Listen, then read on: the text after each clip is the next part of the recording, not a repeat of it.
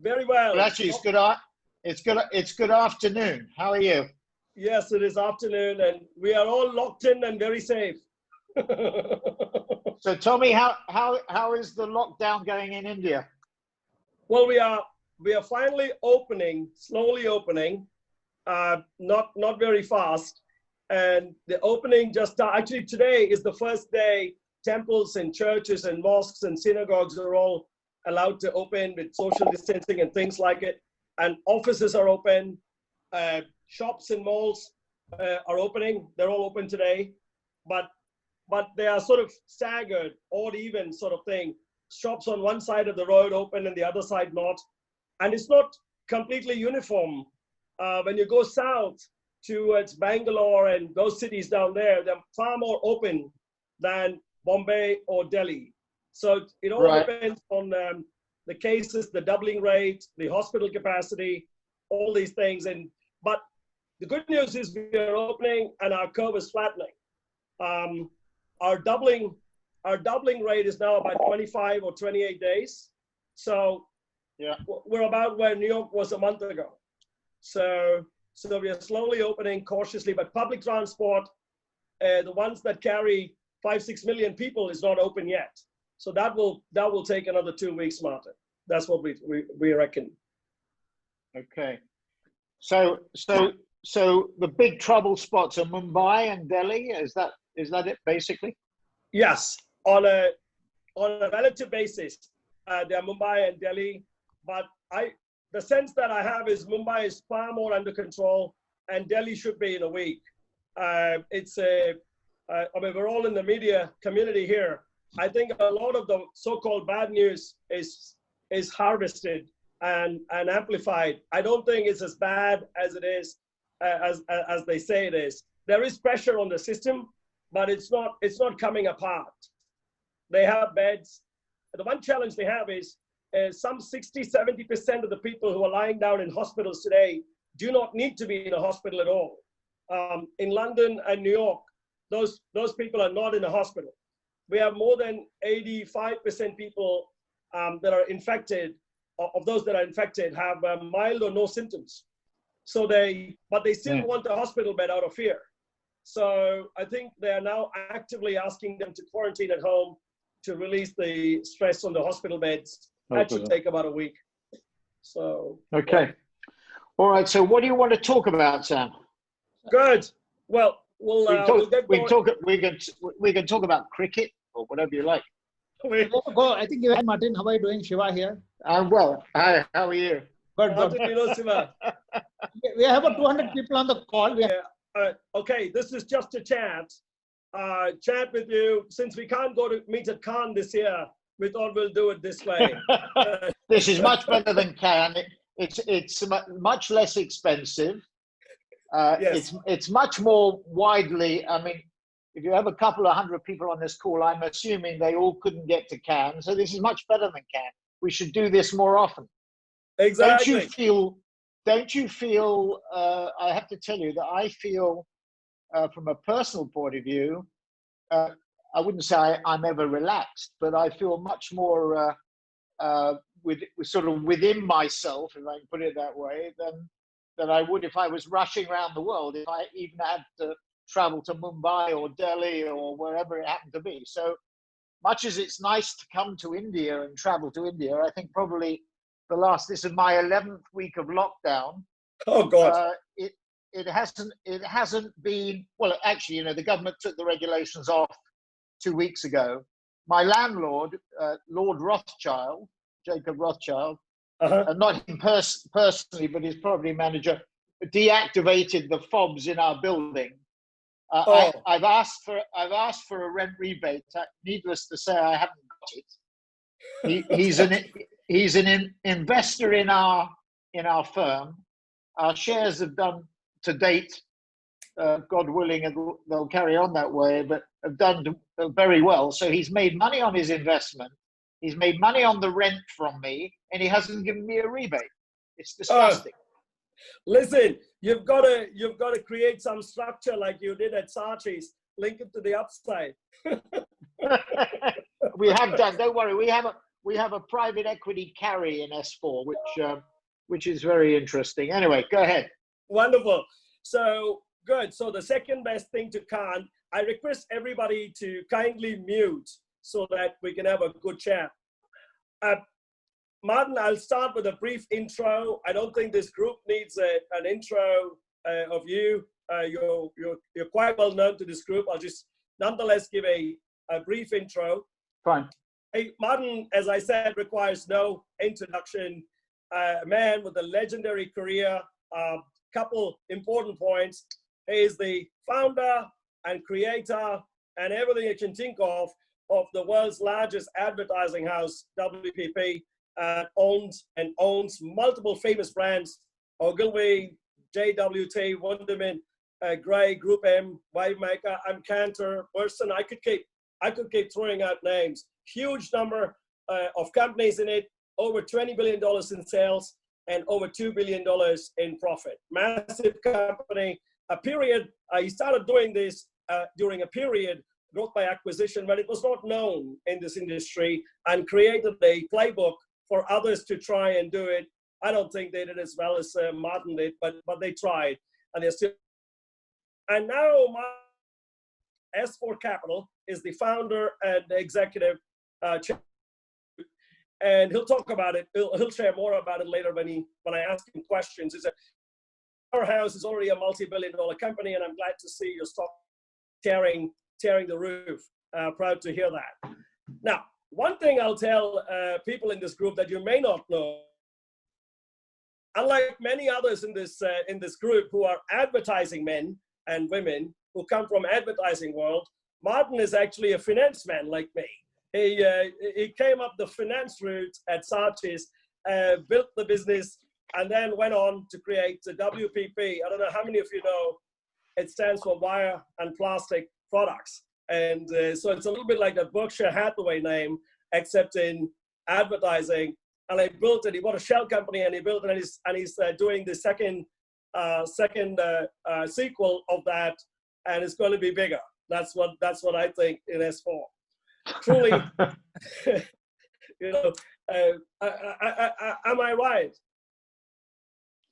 Well, I mean, we'll see. I mean, I don't want to set, whenever anybody asks me at Saatchi's or WPP or now at S4, how big do you think we can get, or where are you going to go? I always demur from that question because it's tempting providence. So we made a fast start at S4. We started effectively. I talked to a guy at the Wall Street Journal just a few minutes ago about it. We started really in July of 2018. I left WPP in April, on April the 14th, 2018, formed S4 in May as a private company, put about 40 million pounds of my own money, which may sound nothing to people at the Times of India, but for me is a lot of money. It is a lot of money. I got 10 institutions to put money. I put £1 million each, and so we had £50 million on the understanding, not a legal requirement, that they underwrite the first transaction. And we merged the private company in July of 2018. That was our first move into a digital content company called Media Monks, and then reversed that company into a shell company called Deriston, which was a healthcare shell, just a cash shell, on September the 13th, 2018. So we've really been going from September the 13th from zero, and we're now, as of today, $1.75 billion. Outstanding. We have $400 million of revenue. We have going into COVID about $100 million of EBITDA before central costs of about $13 million. So call it about $85 to $90 million. Last year, we grew our top line, our organic growth rate, excluding the deals, because we've done 12 transactions. We did the initial content transaction around Media Monks, and then the first programmatic and data one around Mighty Hive in December of 2018. And then in 2019, we built out the content company with 6 more transactions. and 4 in data and programmatic. So we now have 2,550 people in 30 countries. We have about 550, 600 people in California, 600 people in Amsterdam, 350 in Buenos Aires, and then in 27 other countries, including India, where we have a small company called White Balance, which has been renamed Media Monks in India. We now are in, as I say, 30 countries. Our biggest client is Google. About 50% of our revenues are in tech. Google's our biggest client. Apple, we have a non-disclosure agreement with Apple, so we can't talk about it publicly, but Apple's our second biggest client. Facebook, Uber, SoFi, ServiceNow, Netflix, Spotify. I mean, a very strong Amazon.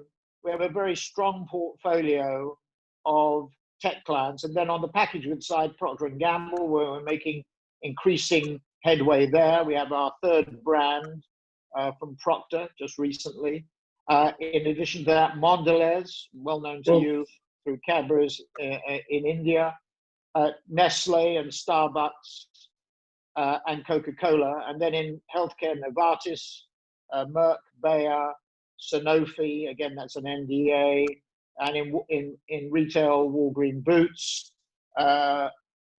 Ace Hardware, and last but not least, Best Buy. So a very strong, balanced portfolio. And our business, we have 4 fundamental principles. We're purely digital. We're not interested in anything traditional. We think that is become a commoditized, procurement-driven area of our business. So we just want to go where the growth is. Digital, to remind you, pre-COVID, the media world was about $550, $600 billion of revenue, about $245 billion was digital, dominated by Google at 165, Facebook at about 62.5, Amazon running at about 15 to 20 billion, and last but not least, TikTok at about 7. The rest, apart from Alibaba and Tencent, are not de minimis, but they're smaller. Snap, probably the most successful one of the smaller ones, is around about 2 billion this year, having been 1.5 billion last year. Twitter and Pinterest are 500 billion, 700 billion, they're at the smaller end.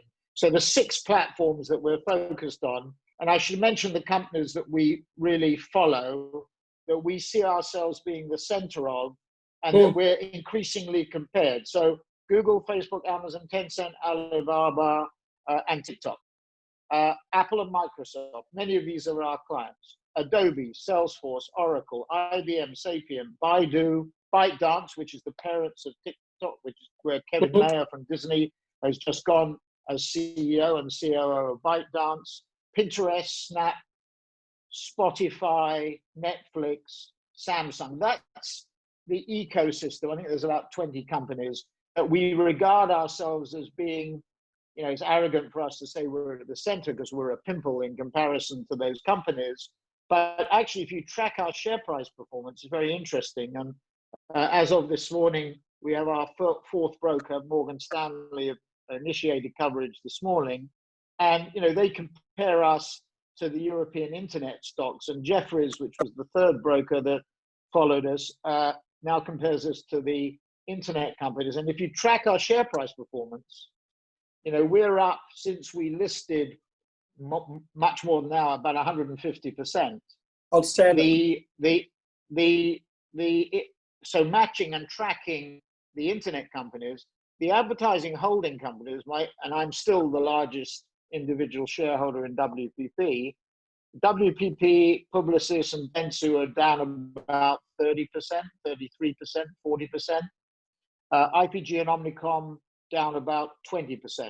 So what you've seen is massive increase in the market cap of the tech companies, and a decrease, probably around 50 billion actually, of market cap in the 6 holding companies. So you would add Vivendi and Havas and Dentsu to IPG and Omnicom and WPP. So that's really what's happened. So 4 principles: purely digital.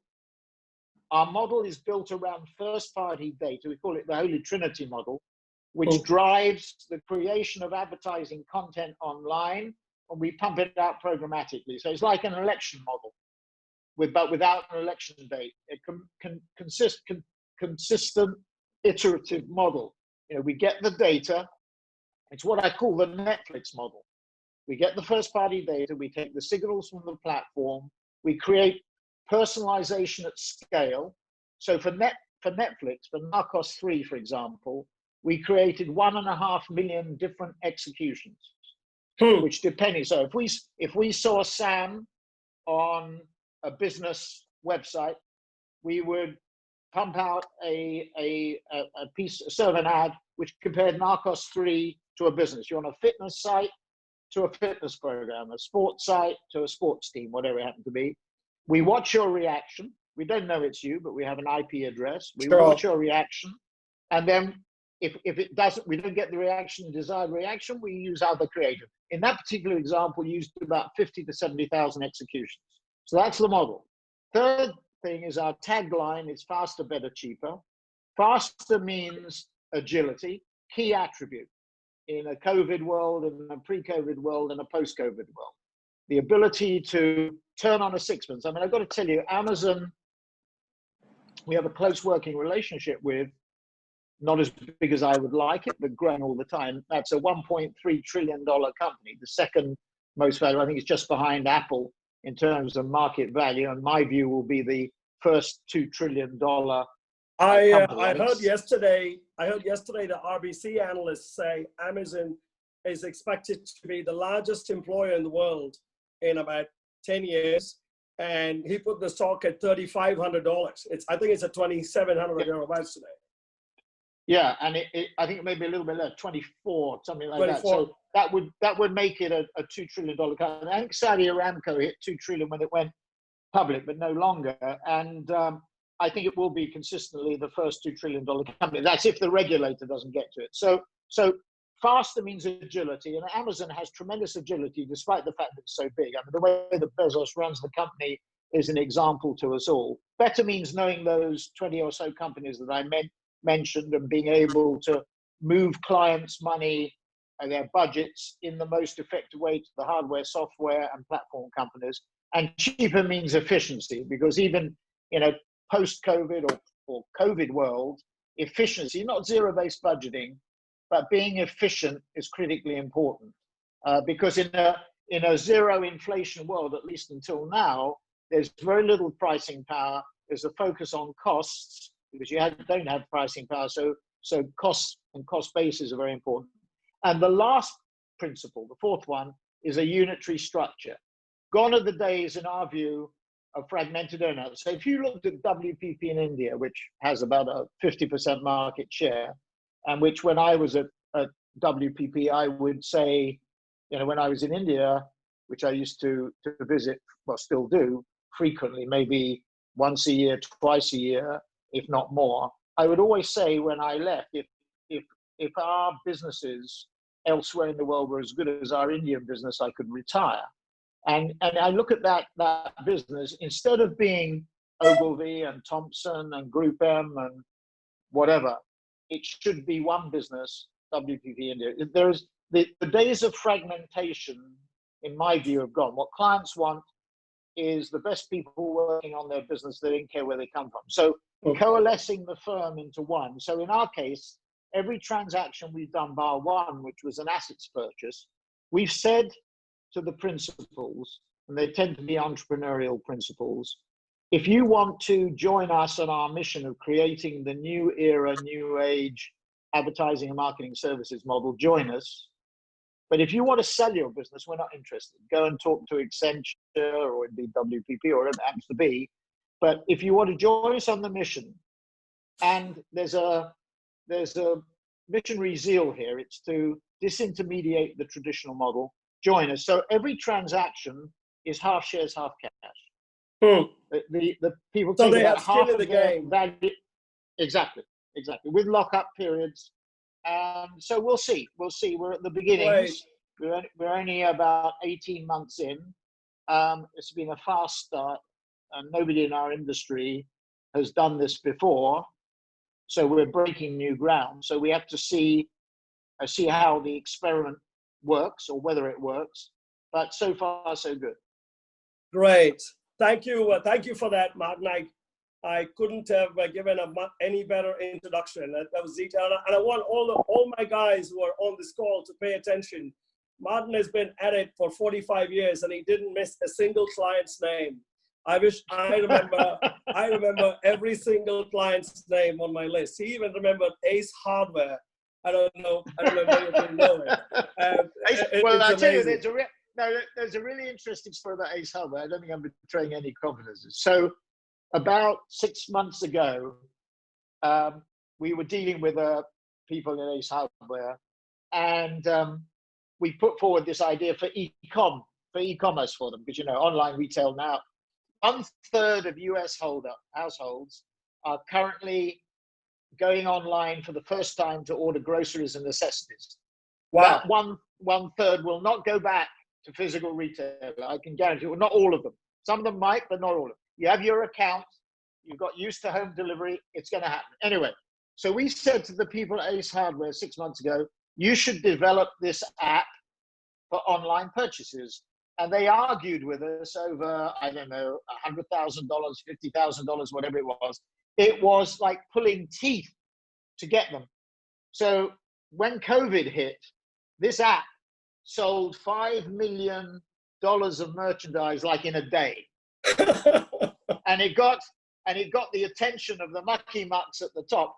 Now we can do anything we want with Ace Hardware. You can write your check. We're suddenly here. We can write our check. So it's an interesting little story. That is very good. These tidbits are what we learn the most in these discussions. Let me rewind and toggle back and fly a little bit 30,000 feet up and ask you a question. During this period, due to COVID, consumer behavior and business behavior is changing and changing very fast. You just touched upon Ace Hardware and 1/3 of Americans changing their buying behavior. Can you tell us a little bit, based on your view, of how this consumer behavior, now I'm not asking just advertising, I'm asking in general as a business leader, consumer behavior and business behavior, how is it changing in your view, and how much of that's going to stick? Because that impacts all of us. Well, I don't think COVID-19 is going to change directions. I think it's just going to accelerate directions. So, I mean, there are some that will come on to where I think maybe there will be some changes, but fundamentally, digital transformation, and, I am talking my own book, so you have to strain everything I say by remembering that we're a digital-only business, so I'm trying to drive everything into digital. But having said that as a sort of health warning, we see digital transformational disruption at 3 levels. The first is at the consumer level. We've all been subject to mandatory lockdowns. We're all communicating online like we are now with a couple of 100 people in India, and I'm sitting here in the center of London. So we're all communicating online. We're all educating our kids online, somewhat unsatisfactorily in some cases. The technology is being improved, the curricula are being improved. That's happening. We're buying online, as I've said, the US household stats. So at a consumer level, massive acceleration of digital trends. I mean, we all talked about, I sat on the Indian School of Business, and we used to talk about what implications digital had for educating. Would it be done by a distance? Would it be done on campus? Would people still want to spend their money for coming on campus? What is happening now is an acceleration. Satya Nadella, one of our clients, Microsoft and LinkedIn, says, 2 years of digital disruption in 2 weeks, or whatever the way he put it. And what he's getting at is acceleration. So at the consumer level, acceleration. The second level is at the media level. And I don't have to tell you or the people on this call what is happening. Rupert Murdoch closes more than 100 titles, local news in Australia. The most bizarre example, the Jewish Chronicle, which has been in the UK since 1867, stops, goes into bankruptcy, was going to merge with Jewish News. I mean, it's a small example, but it's emblematic, it's iconic. A lot of the newspapers and magazines that went into the COVID-19 recession, because it is a recession, without paper titles will not come back. They will, you know, many of the journals I talk to make more money on, or they used to, on live events, which are now switching to online events. You know, I was speaking to the guy who runs Essential, who owns Can, and my bet would be, to be a little bit controversial, that he will sell Can. He has another conference called Money 2020. I think he will sell that, because I think live conferences, you know, we are doing an awful lot of business with the tech companies. One thing that people don't understand is the tech companies, like a Facebook, like a Salesforce, like an Adobe, sell their licenses or sell their platform on the basis of high-powered sales conferences. They bring 10,000 people to Vegas or San Francisco. That's gone. So there's a big business now on converting those conferences to online in a bigger way, doing what we're doing now. So media are shifting at a far more rapid rate. Free-to-air television, ITV, for example, Disney, ABC. You know, Disney is interesting because it has a cruise business.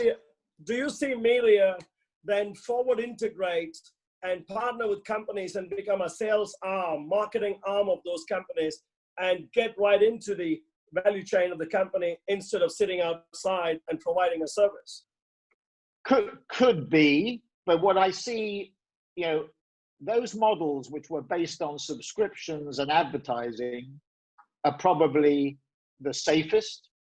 Those that are on subscriptions are only in a COVID period are doing by far the best, obviously. But coming out of COVID, you know, having the advertising or subscription supported model, I think is the way that would go. I mean, you know, look at the New York Times. You have to have a paywall. Giving away stuff for free doesn't make any sense. No. If your content is good, people will pay for it. All those trends about newspapers and magazines, about free-to-air television, the rise of the streamers. You know, Disney Plus on its launch had 50 million subscribers. Probably the most successful new product launch that we've seen ever, or for many, many years. So that's the second area. I think they're already over 100 million now with Hulu's included, right? Yeah, that's right. Well, the interesting thing about the streamers is that they're all subscription based, and that's about, last year was about $12 billion of revenue. The advertising support, Hulu and Roku, right?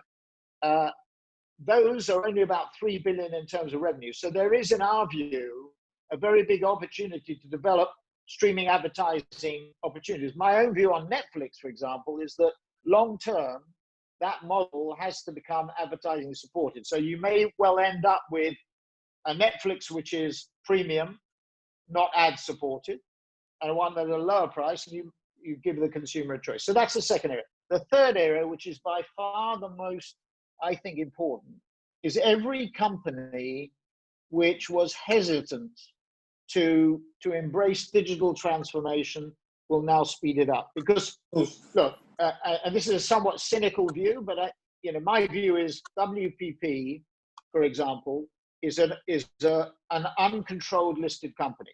When I was at WPP, I owned 2% of the stock. I mean, I started off with about 15, but it got diluted by deals, 2% of the stock. Now, some people used to say, well, I control the company. I wish that was the case, and I probably would still be sitting there. But I didn't control the company. And in that, I was unusual in the fact that I stayed there doing that as CEO for 33 years. And it was a little bit of an exaggeration, but I think we got into the Footsy 100 in 1998. And for 22 years, now the average life of a Footsy CEO in an uncontrolled listed company, that's where you don't have control of the voting stock, is about 5 years. So it's like being president or prime minister. You come in, you have a 5-year view on average, and what do? Right. You want to maintain your position and your perks and your salary and your stock options for 5 years. And then you want to go, off into the sunset, either your choice or somebody else's choice. That's gone now because Q2 is such a bloodbath. You wait to see in July and August. The results are going to be so appalling, and the market is looking through that at the moment, as you see.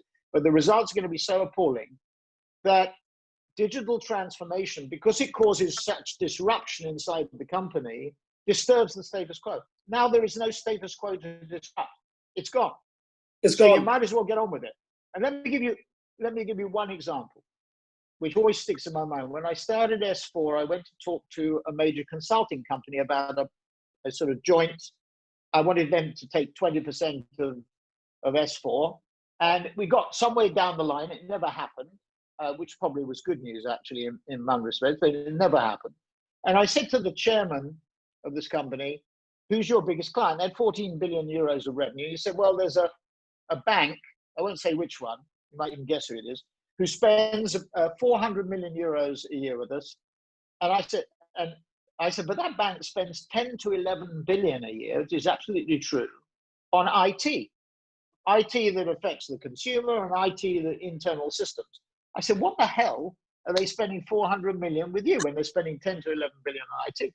And he said it is to preserve their old IT systems. And the problem is, and I spoke to Shantanu at Adobe about this. We have a very close relationship. He's a wonderful, wonderful guy, and he's always so helpful to us. Like Mark Benioff at Salesforce, same type actually. And Shantanu said he sees that all the time. That in the old world pre-COVID, you didn't want to disrupt. You didn't want to take a big book write-off. I mean, the irony of this, these are book write-offs. They're not cash write-offs. They're book write-offs. And so, but you don't want the shock of the disruption. And then there's a human disruption. That's all gone now. You might as well get on with it. And we talk to CMOs all the time, and CDOs, chief digital officers, and they all say to a man and a woman that they're getting tremendous pressure from the C-suite to get on with digital disruption. So, Sam, that's the answer to your question. At a consumer level, at a media level, and at an enterprise level, this is going to speed up. So, Everything. This gets to the heart of you and your group. And it's a difficult thing for me to say clearly because, it's a core part of what you do and who you are.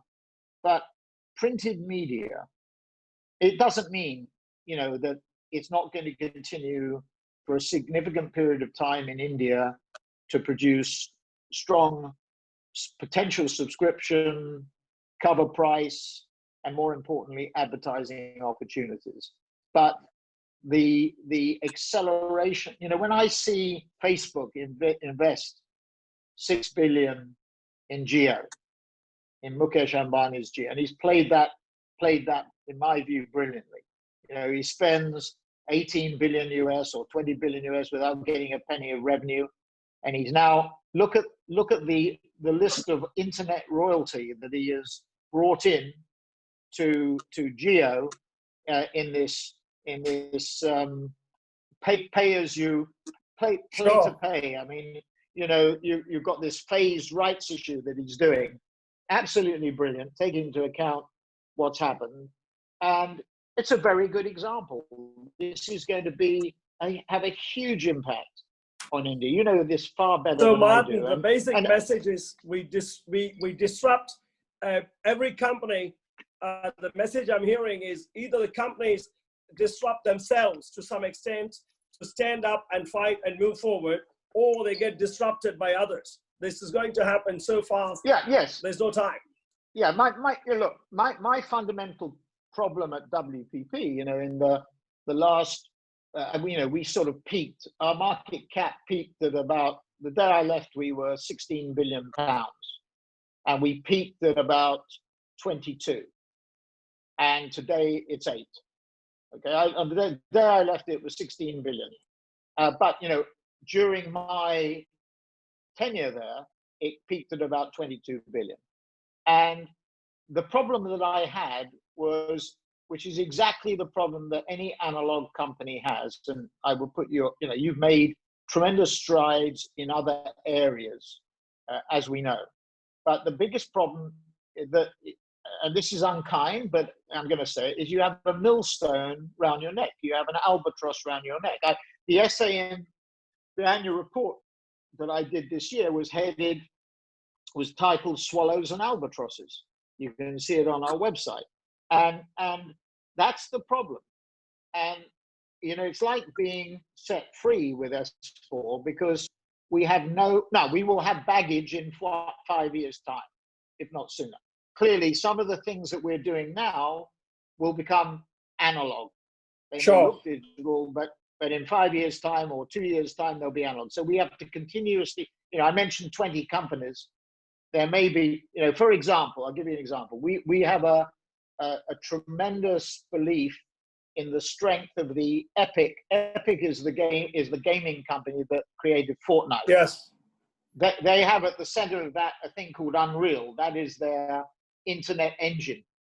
We think that technology will be one of the technologies that wins. You know, like TikTok, like Snap. Snap has not blown through yet, but you know it's growing.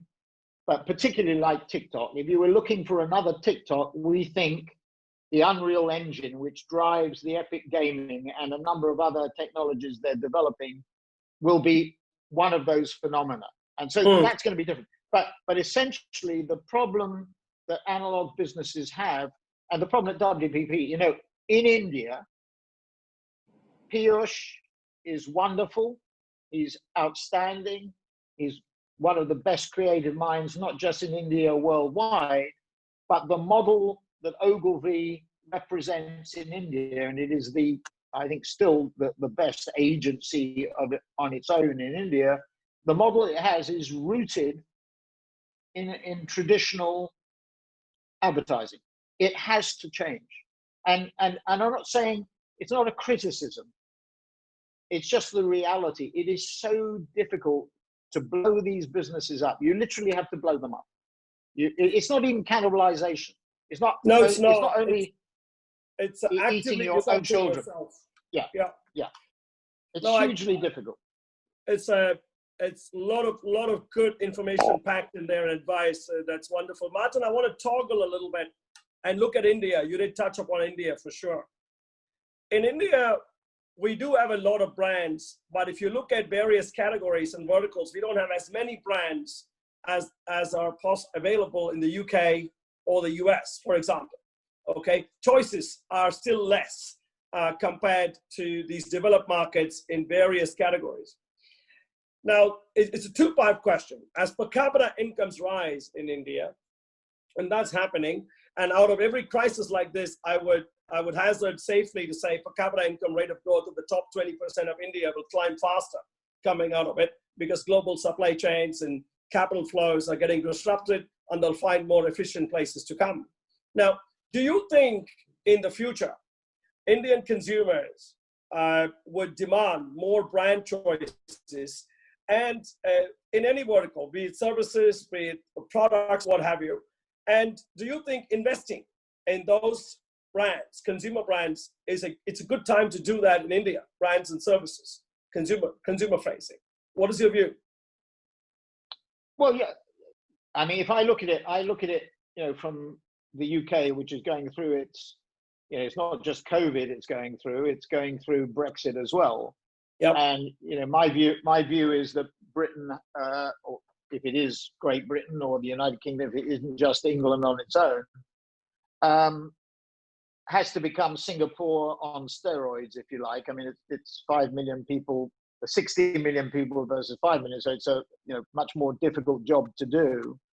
And as I look at that, you know, I think of India being an extremely important market for us, and the British are not exporters by nature. They're not like the Germans. I mean, you know, or indeed the Chinese. They're just not hungry enough. I remember there was a government minister that was heavily criticized for saying British businessmen used to go off and play golf on a Friday. And whilst that probably wasn't true, and it was fair to be criticized, the the theme behind that was true. We don't get off our backsides, and we don't, do a lot of, hard driving export like the Germans are brilliant at doing, and particularly with high value manufacturing. So when I think about India and I think about S4, so currently we're 70% Americas, that's North and South, 20% Western Europe, and 10% Asia. I want it to be 40, 20, 40. I believe in North and South America, despite the challenges, despite the political challenges in America for obvious reasons, and some of the political challenges in places like Mexico and Brazil, and economic and political in Argentina, for example. But I still believe in that. I believe in Asia. I think India has an exceptional opportunity because with the decoupling of US and China, I regret that. I think it's wrong. I think it's a mistake. I was just watching the Chinese ambassador here in London making a statement to a group of sort of Anglo-Chinese business people, and it's regrettable. But you can't just blame Trump for this. No. This goes back to Obama. Obama withdrew America, or started to withdraw America, and the Chinese are not going to go away. There's 1.3, 1.4 billion of them. India will be the most populous country on the planet. But this decoupling, I think, is almost inevitable now, because even if Biden wins, which I don't think he will, but we'll see what happens. But even if Biden wins in November, it's not going to change. I mean, the Democrats and the Republicans, I've seen decks from the funders of the election campaign, which clearly show that a rupture between US and China is good politics, particularly for the election. An anti-China stance in America will win you votes on both the Republican and the Democrat side. Blaming them for globalization or the virus or whatever happens to be wins you votes. So I think it's inevitable. The position of India as a result, as an alternative for the global supply chain or reinforcement, we're already seeing that, and that I think is a plank in Prime Minister Modi's Indian economic strategy, if you like.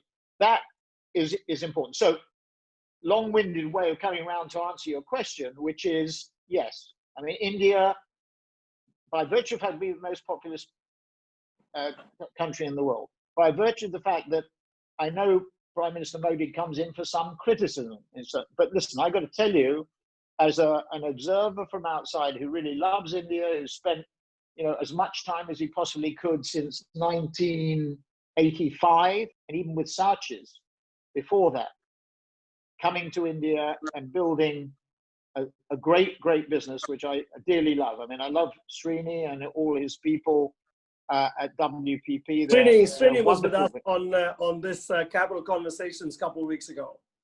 Yeah, he's great, and he's done a great job bringing. And did you know Srini worked with us too? He worked with Siva before I was in Brand Capital. He was a key person in our team as well. Well, he was well trained, obviously, and that's why. But he's very good, and he manages to bring together all the egos, which is not easy in our industry. So the answer to your question is yes. I mean, I think, and again, to hark back to people like Mukesh, Anand Mahindra, Sunil Mittal. Rumors about what Amazon might do with Airtel. These are people that I think are outstanding entrepreneurs. They've cut their teeth, if you like, on India, particularly Mukesh, and he's very focused on India. It's an Indian business, but they would rank with anybody on the world stage. And sure. So I think I remain a raging bull on India.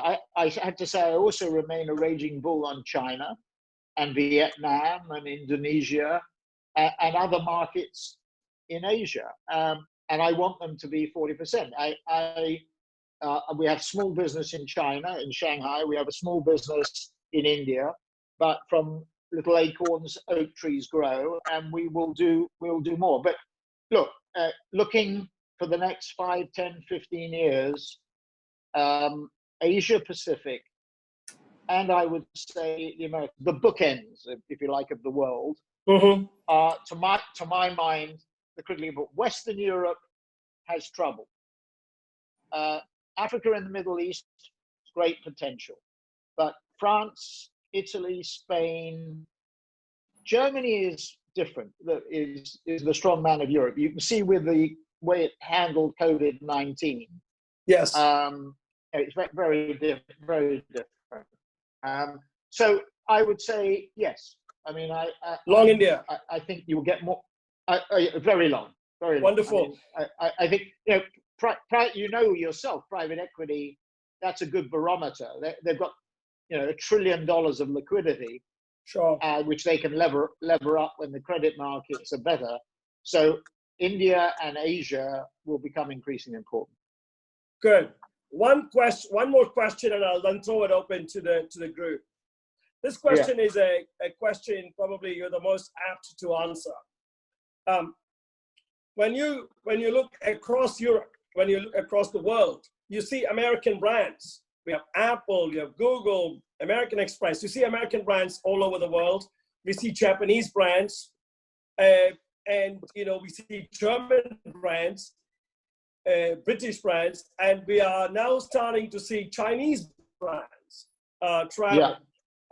In the United States, gingerly, but they're coming up slowly, right? In Europe, it's a little bit more. And in India, proud Indians, all of us, we'd like to see Indian brands in the hands of people in Marble Arch and the Upper East Side and the Hamptons and Rome and everywhere. Do you see that happen? When do you see that happen? What are the triggers? Well, you say that, but in a funny way, the Indian diaspora is already, it is a brand. Indian brains, whether, it's AJ or, I remember going AJ Banger or, MasterCard or wherever it happens to be, or Unilever. Look at the number of Indians, sure. McKinsey. It may not be hard. I mean, look at the BPO companies, a TCS, an Infosys, a Wipro. You're already there. Don't sell yourselves too short. Anand Mahindra, maybe telling a story out of school, but I remember on Ford Motor Company. I remember somebody who was advising Ford on strategy said, they should only be in the markets where they can be number 1 or 2. So cars in the US, perhaps. Trucks in the US, yes.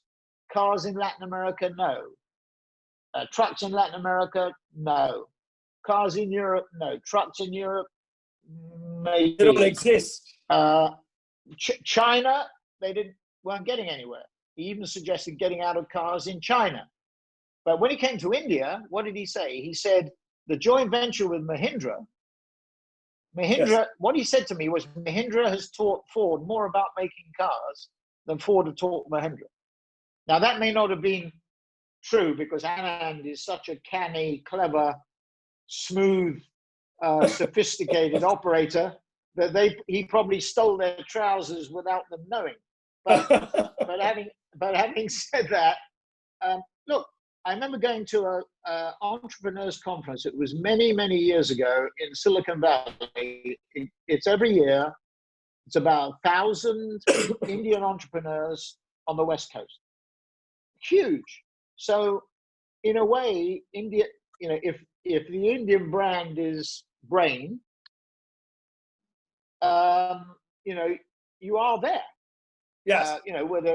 Now there are some, Mittal, Steel, Tata. There are. You can find them. So I don't think you should sell yourself short. The other thing is, if you're Chinese or Indian, if you and I, or you are, if I was starting a business in China or in India and I was Chinese or Indian, what would I do? I would look at, I got 1.4 billion people on 1.2 billion, 1.3 billion on my doorstep. Let's exhaust all the opportunities there. Then we'll before we go abroad. Yep. Yeah. And I would just, Ray Dalio, the hedge fund, has some wonderful charts, and one of his charts, one of his charts is a great chart where he plots the rise and fall of reserve currencies. So you have the Dutch guilder, rise and fall, pound sterling, rise and fall, dollar, rise and fall, Chinese RMB, rise. And by the way, go back 200 years, the RMB was at the top of the chart because 200 years ago, China was the dominant world economy. So the Chinese have been on the wrong side of history for 200 years, as many of them believe. Believe me, they will be on the right side of history for the next 200 years. They are unstoppable. Anybody who thinks, there is a strain in the Republican Party that I've come across. And I came across it amazingly at Burning Man, if you know what Burning Man is. Oh, yeah. In the desert on the West Coast last year.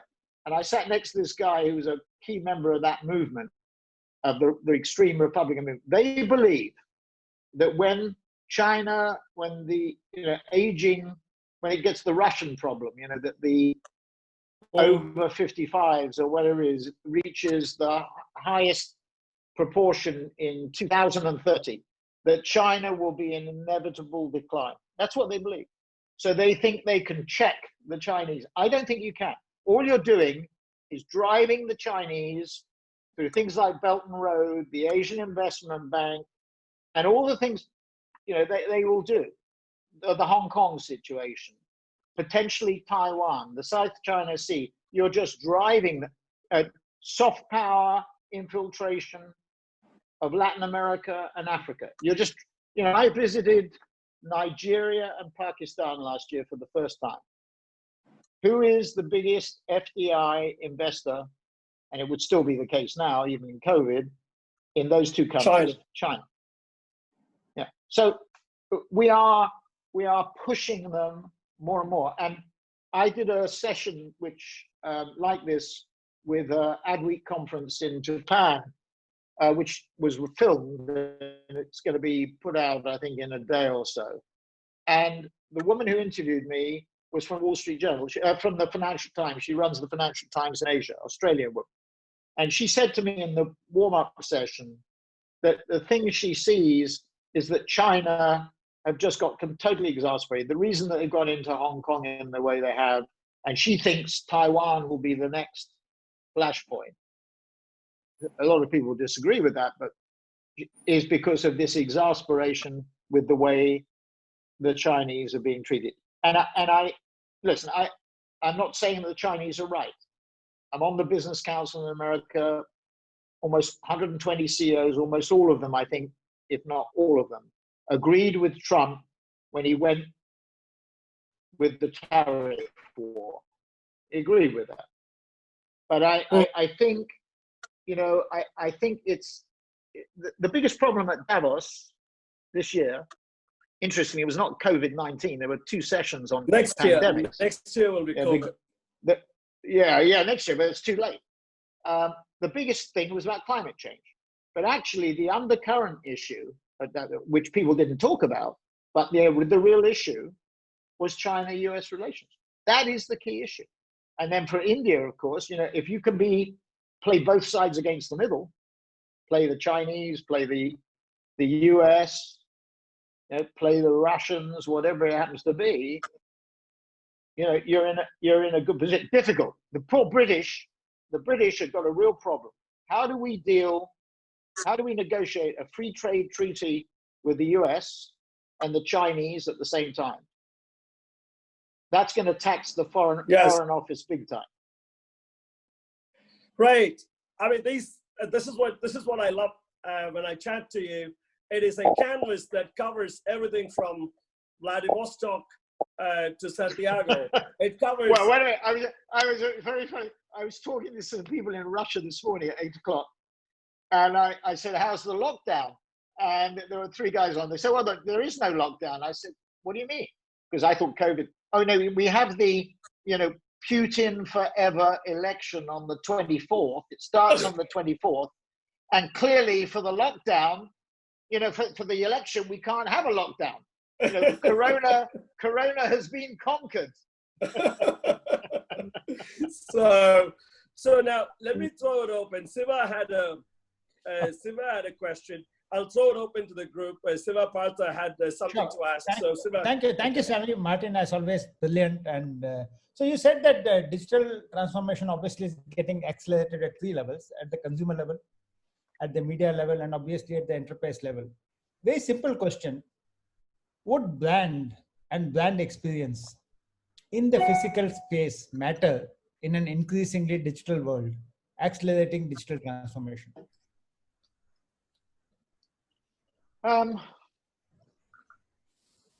Well, I think all brands, if you look at the results, take Procter, for example, which is as basic as you can get.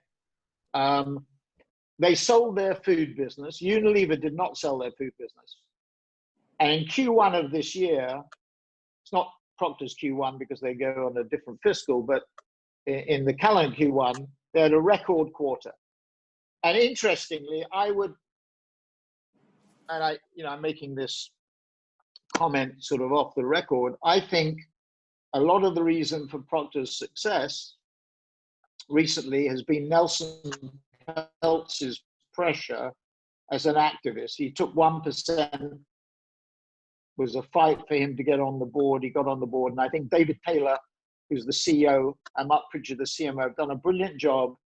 And Mark Pritchard is taking what I call the Netflix model, that first-party data model, driving development of digital content and programmatic and in-housing a lot of functions, because they lost control of marketing because they cut their costs so much that they lost a lot of their marketing talent or didn't have enough resources. They're taking that, rather like the British both are taking back control from Brussels, the CMOs are taking back control of marketing. I think that's one of the fundamental issues that is going on. And I think that's a very good example of a traditional company that has understood the digital transformation. L'Oreal,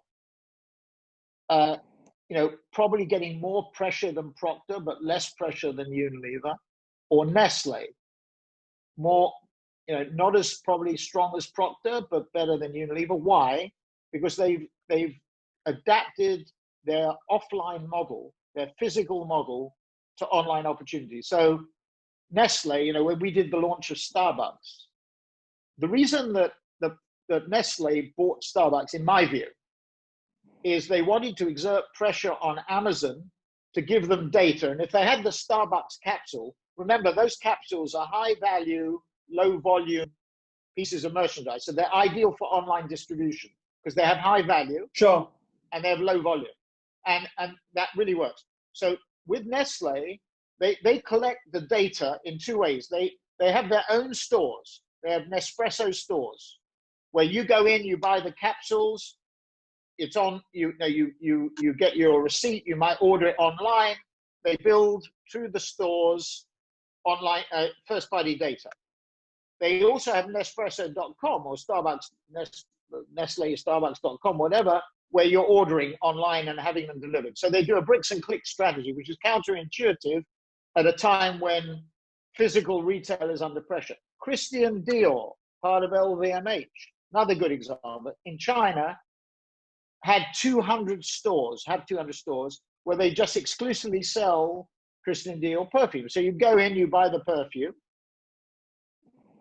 physically, they register you, they get the first party data, or you can buy it online on Amazon, and then you get a different range. That range you can get on Amazon plus a different range on Dior.com. So the answer to your question is you have to adapt the model.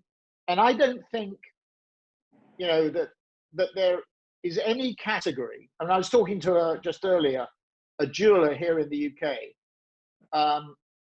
trying to build their online presence. I mean, a lot of jewelers believe that you can't sell jewelry online. I don't think that's true. Even high-end stuff, you can. You could at least stimulate the consumer to consider a purchase, and you might have to fulfill it by a home visit or a visit to a store. But I can't think of any brand that cannot adapt its model in some way or another to online activity. And coming back to Sam's question, which one I came back with, the tripartite impact, what this is doing, and this is the fundamental point to bear in mind, it's accelerating everything that we thought was going to go happen, but to a degree. This is a burning platform.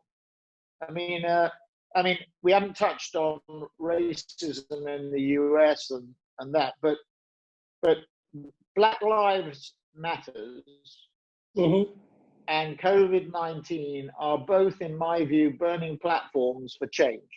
That, there's a parallel here. Black Lives Matters is different to when I came out of business school in 1968. I mean, when Martin Luther King was assassinated, when Bobby Kennedy was assassinated, the riots and everything in 68, we thought that was, but look at what has happened or has not happened, more importantly, over 50 years ago. Black Lives Matters, in my view, this is a much more broadly based movement, and we will get change on racism. I mean, our own, we set up a fund on Friday. I'm doing a fellowship program for minority groups in the US. I'm taking the WPP fellowship program, which I started at WPP, which they've abandoned, and I'm effectively aiming that at minorities. And it'll be small. We're a small company, but we'll build it. So I think it changed. Coming back to brands, I think it's the same. I mean, every brand sees the Ace Hardware example. It's a small example. Is a classic example of management that said no, that they actually tested it, and wow. So does that answer your question? Yes, thank you. Very useful. Thank you so much. Thanks, Martin. Partha, you had a question? Yeah. Hi, Martin. Hi. Always fascinating to listen to you, because I've been listening to you for a long while, and every time you have never kind of hold back your punches. So outstanding. Raging bull. Absolutely. It's always a pleasure listening to you. So I'm going to ask you a question which has been bothering a lot of us, and it is a little controversial also. When it comes to, since you are very deeply... Martin, I'm not responsible if it's provocative. Not really that provocative, but a little bit. So I'm saying, since you are very deeply involved with all kind of digital platforms and digital content platforms, so my question is around digital content platform and news. So what is happening is, on one hand, you have very responsible news. On the other hand, you have WhatsApp. I'm not again holding back. Yeah. I mean, not a single piece of thing in WhatsApp is believable, because they actually create more problem in a situation like COVID versus there are like responsible things, and then there are in between fake news and deep fake, and YouTube withdrawing Trump advertisements and Facebook is not. So up to what point do you think brands can make these platforms behave responsibly? And in the same context, since you come from a very evolved market of brands, so how does brand safety, or what is the size of brand safety as a market? Because in India, brand safety is still very nascent. So do you think that it's actually going to be a very significant play in this place? Well, it's a very difficult question to answer. I mean, I told start you, off equally controversially by saying to you, and I'm not casting any aspersions. Do you think when you look back at, say, UK media? Sure. If you look at the Crown series, I know which is fiction or faction.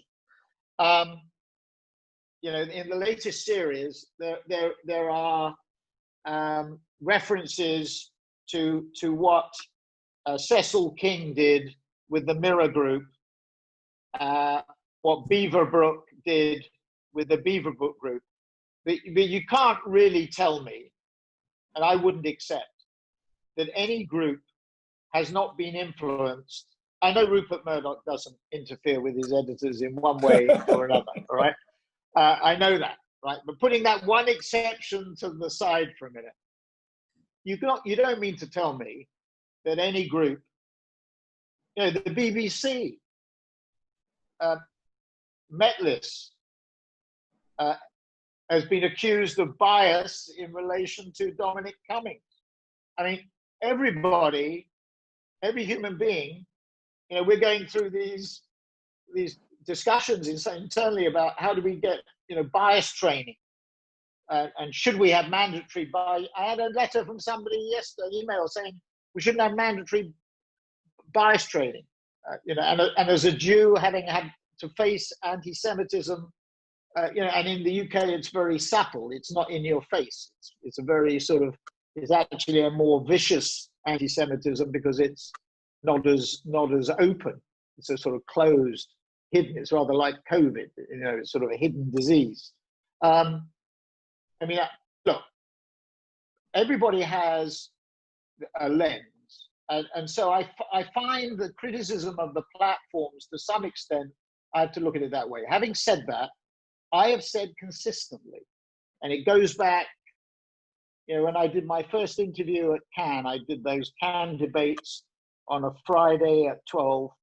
The first panel I had Nikesh Arora of Google. I had somebody from Facebook, I had somebody from Yahoo, and somebody from Microsoft. I had four people on the panel. I was there in the audience. And my first question was, are you a tech platform or a media platform or media company?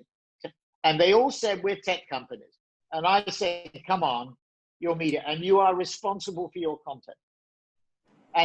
And when you listen to Zuckerberg or Sergey and Larry or Sundar or Eric Schmidt, I mean, over the years, they have modified their positions.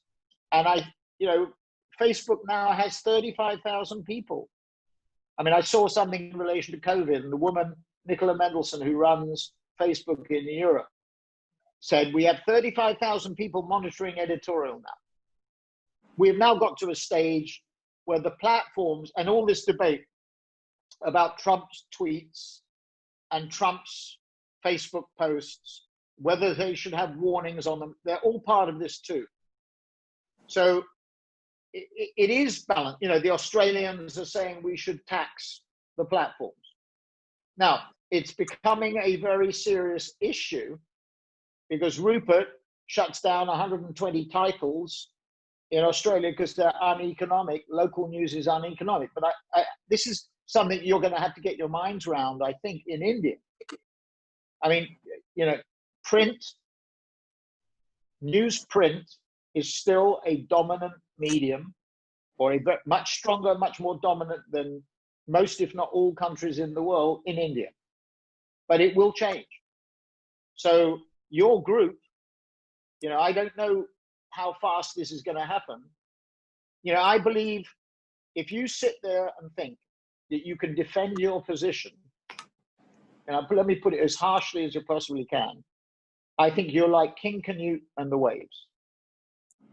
The waves will just drown you because that's the way it's going. Look at, I mean, I don't know that. Look at Get Srini to give you the data on what young Indians are doing. What are young Indians doing in the lockdown? What are they watching? What are they streaming? You know, so on the issues of brand safety, we're going to have to tighten up. On the issues of privacy, we're going to have to tighten up. I mean, on privacy, my fundamental belief is we have to get the consumer educated. You know, when was the last time that you said deny when you got onto a website? You know, when it says accept, you know, these are our conditions, accept or don't. Because you accept. You're not going to send the agreement to your lawyer to look at and say, can they modify it? You won't do that. And we owe it to the consumer two things. One is the consumer has to understand what he or she is letting themselves in for when they sign on to a site, what their data is going to be used for or not. That's one thing. The second thing is they have to be given the right to sell the data if they wish to. You know, if I choose to go to the office, there was a case in the Financial Times, sort of example. Guy sitting on a double-decker red bus going to the office.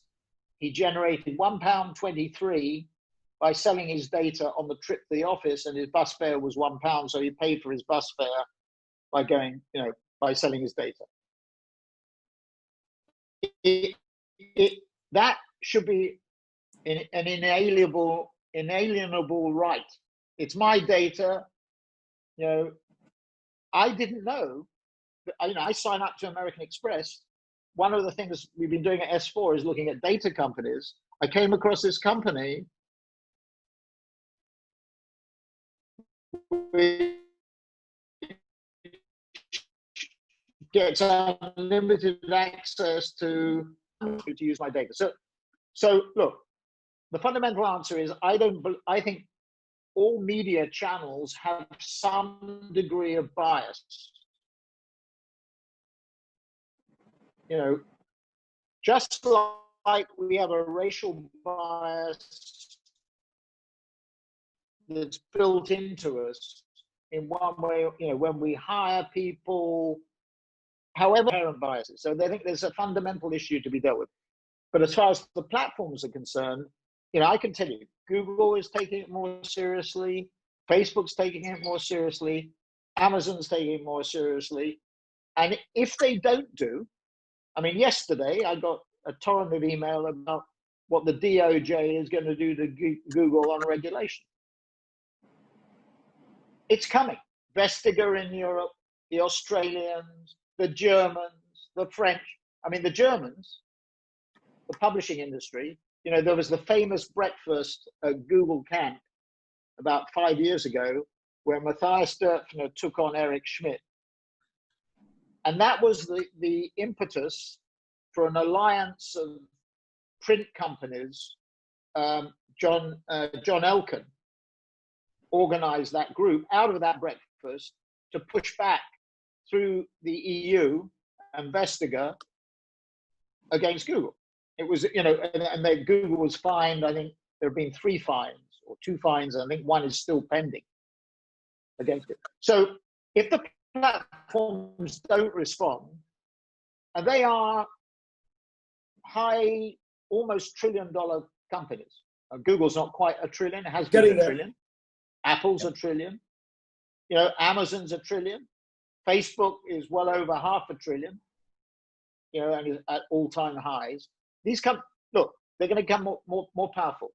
And frankly, at the end of the day, if they got broken up, from our S4's point of view, that would be, you know, make our role as an intermediary even more important because it becomes more complex. From their point of view, there might be diseconomies of scale, but it's like Jack Ma. People don't understand. Jack Ma has 3 businesses. He has Alibaba, Ali Finance, and the logistics platform. So he's like Bezos, but he has 3 businesses. And Scott Galloway, who's a very aggressive and very clever professor of business at NYU and does wonderful presentations. You see them on YouTube. He does very good. They're very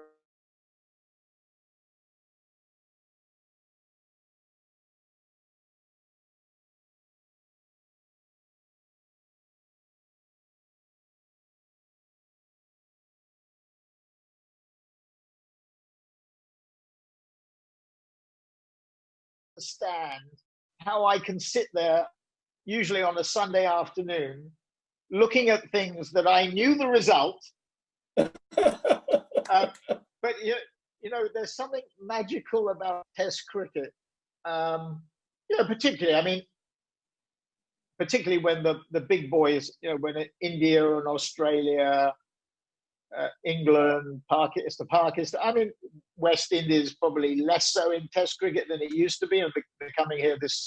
They're going to play behind closed doors 3 Test matches here. Yes, but it is great. I saw a documentary on on Clive Lloyd and Viv Richards in the 1980s, 95 West Indies. You know, and they never lost a series for 15 years. And of course, you live through that. I think I still, you know, the Americans can't understand it. How can you spend 5 days watching a game where you may not get a result and have lunch and tea? I mean, it's totally impossible. But you know, some of the best times of my life have been spent watching cricket. So I still love Test match cricket. I don't like bash and crash.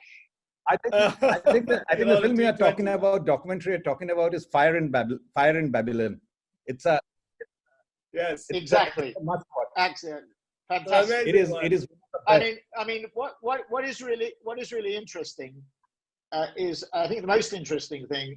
You wouldn't have attributed it to Clive Lloyd, and not so much to Viv Richards, but you know, these were, particularly in the context of Black Lives Matters, what you didn't understand was how upset they were by the way the Australians treated them. You know, when in the whitewash, yes, which I think was called the Blackwash, the 4-0 or 5-0 in Australia, because they came back. That was at 77, and I think in 79 they came back and won against Australia 2 years later.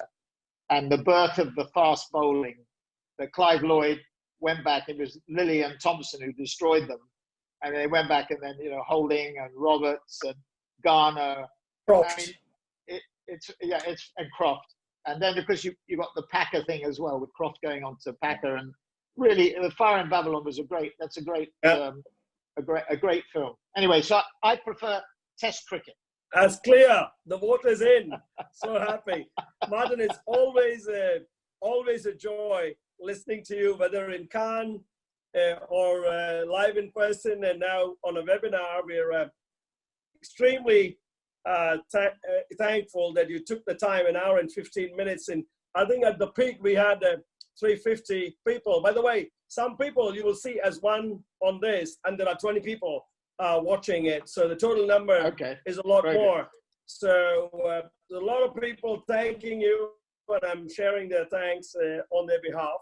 Appreciate it. All right. Well, thank you, Sam. Very eye-opening. And I hope everybody is well and safe, and I hope from this dreadful period we've gone through. But I think finally it will be more V-shaped than people think. So there will be. It's not everything's going to be V-shaped. There will be some U's and some L's, and maybe even some chairs. You know, the ones that go out of business. But I think there will be more V's than you think. So as long as we think hard about what they are, I don't think it's going to be quite as bad as the doomsayers say. That's very encouraging to hear, because we're seeing it. I mean, we're seeing it clearly V-shaped in some pieces in technology and digital in the United States. We are seeing it a little bit closer to a V in even some consumer durables in the United States. And India is 2 months behind, and we are hoping, fingers crossed, for closer to a V than anything else. And so from your lips to God's ears, thank you so much for that. Well, I hope so. I hope he's listening. And on this broadcast, I want to ask you for one more webinar in the next 6 months. When this is all behind us, we'll get back and chat again. Okay? Absolutely. Thank you. Love to everybody. God bless you. God bless. Thank you. God bless. Ciao, ciao. Bye-bye.